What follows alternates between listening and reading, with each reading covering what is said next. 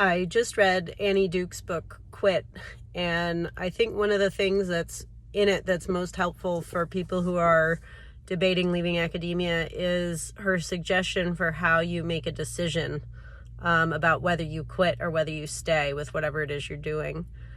One of the hardest times of my life was when I was trying to decide whether or not to leave academia. It was the summer of 2019. I was scheduled to teach a full load at the college where I was a tenure-track faculty member, and I just was miserable. I was working 7 days a week, and I had just had a baby, and it was really horrible. I was riddled with anxiety. I knew I did not want to go back to teaching in the fall, but I felt so much guilt about feeling like I was going to leave my department stranded. I felt like these people were my friends, and I didn't want to let them down. I had agreed to supervise student research, and I didn't want to let the students down. But I knew that if I went back, I was just going to continue to be so miserable. And I spent that summer going back and forth, day after day, laying in bed at night, tossing and turning. My stomach was churning. I was constantly feeling just horrible and sick, and I couldn't stop. I was in this loop of, what do I do? What if I regret this? What if I want to come back? What if I hate living in Maine? What am I going to do? And I wish that I had Annie Duke's advice back then, because she says to ask yourself this first question.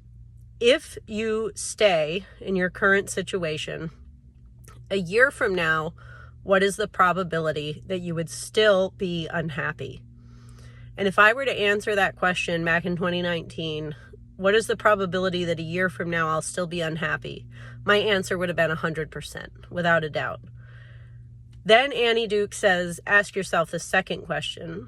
If you leave your job and you go do something else, even if you don't know what that's going to be, what is the probability that a year from now you'll be unhappy? I would have had to admit it was less than 100%, right?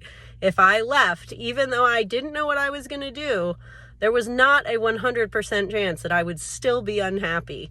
Maybe I didn't have all the answers at the time of what I was going to do, or, how I was going to make money, or how I was going to get another job, or whether I would like that job. But I knew for sure that there was a smaller chance doing that I would be unhappy than if I stayed in academia. So that's my advice for you. If you are having this internal struggle of going back and forth, constantly experiencing this anxiety of, what do? I don't know what to do. Ask yourself those questions. What is the chance that you'll be unhappy if you stay?